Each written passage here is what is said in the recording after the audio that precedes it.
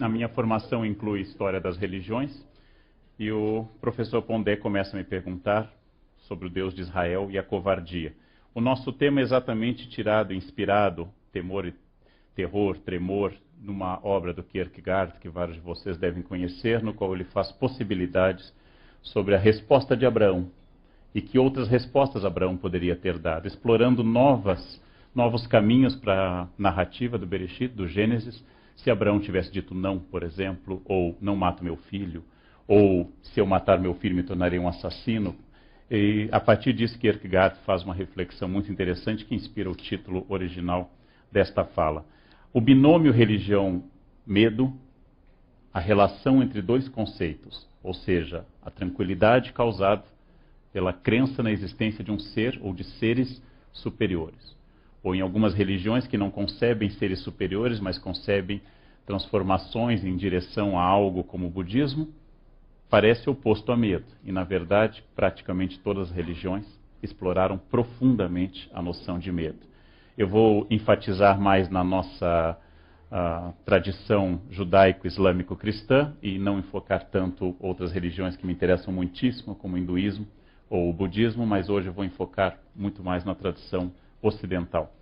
É possível imaginar ou supor que, inclusive, nós pudéssemos falar de dois deuses presentes na tradição. O Deus de Abraão fala diretamente com ele, de forma muito informal. O Deus de Abraão o visita, Abraão manda cozinhar pães para Deus. Abraão é um anfitrião de um Deus que lhe aparece e diz: sai da tua terra, de um Deus que não explora muito o medo de Abraão, dá ordens, não é questionado, faz promessas, mas tem uma relação muito pessoal.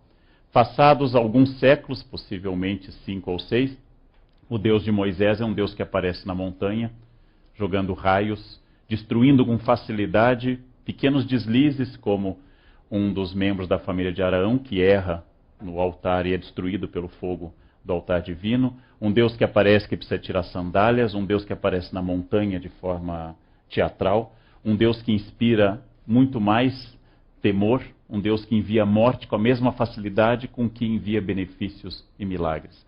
Parece que nós estamos falando de dois deuses, mas isso não é apenas na tradição do monoteísmo judaico. Na derivação mais imediata do monoteísmo judaico, que é o cristianismo, Jesus também aparece representado de duas formas. Com frequência, nas mais antigas representações da imagem de Jesus, ele é o bom pastor. Nas catacumbas de São Marcelo e São Calixto aparece o peixe, o pelicano e o bom pastor. Símbolos antiquíssimos de Jesus. E nas imagens romântico-kitsch do século XIX, é frequente Jesus aparecer em cenários paradisíacos, conduzindo ovelhas.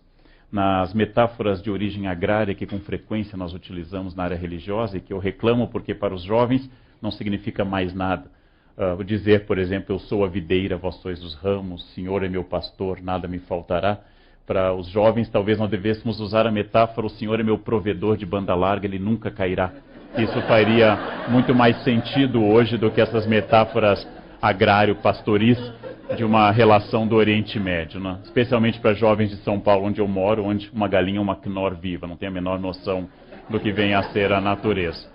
Jesus, como bom pastor, é perfeitamente simpático, é aquele que se apresenta com doçura, é o Jesus do capítulo do Sermão da Montanha, especialmente de Mateus, o primeiro evangelho na ordem, não no tempo, mas há o Jesus do juízo final, de Michelangelo, esse Jesus hercúleo, Jesus renascentista, maneirista, esse Jesus que condena o mundo, separa, segundo a praga também de Mateus 25, separa em bons e maus, Jesus que julga, e um Jesus que se aproxima muito mais da ideia que o professor Pondé lembrou no início, de que há um juiz ao final, e esse juiz julga. O temor de Deus, considerado inclusive uma virtude concedida pelo Espírito Santo. Timor Dei é um dos dons do Espírito Santo, ou seja, tratar com respeito absoluto esta onipotência, essa onisciência, essa onipresença divina, me remetendo sempre a uma escola católica onde eu me formei, onde no banheiro estava escrito Deus te vê, no banheiro da escola. Eu levei 7 anos de análise para superar essa frase que não me sai da cabeça, né?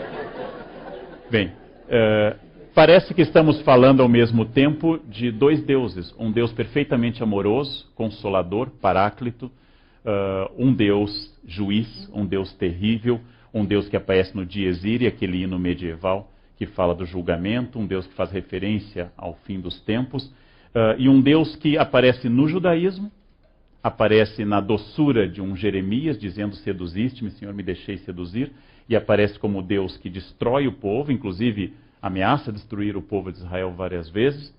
Aparece no cristianismo primitivo, aparece no cristianismo do século XVI e até hoje, e aparece também na relação que nós temos com o islamismo, a religião que mais cresce no momento no planeta. Ou seja, não apenas dentro de cada religião, mas na relação que a maioria, vou considerar a maioria no Brasil de tradição cristã, tem com a religião do outro, a religião que o Ocidente tem com o islamismo, mostrando que essa religião que se expande com seu apelo missionário forte também causa medo. E o Deus do outro causa tanto medo quanto o meu Deus. Ou seja, o Deus e a ação do outro também são fontes de medo. E no nosso caso, em especial, a partir do 11 de setembro, que transformou a experiência de entrar num aeroporto americano, um fenômeno afetivo, pessoal, de contato físico, o Ocidente passou a olhar com ainda mais terror para o Deus alheio. Não é à toa que ainda antes do 11 de setembro tornou-se conhecido entre os que estudam relações entre religiões como eu, a obra brilhante do Eduard Said, falecido, intelectual de origem palestina, cristão, que no livro Orientalismo fala de como nós destacamos no outro o fanatismo, o erotismo, a violência e tudo aquilo que é negativo no outro. E ele faz uma referência às odaliscas, faz uma referência à morte de Sardanapalo e toda a tradição do orientalismo.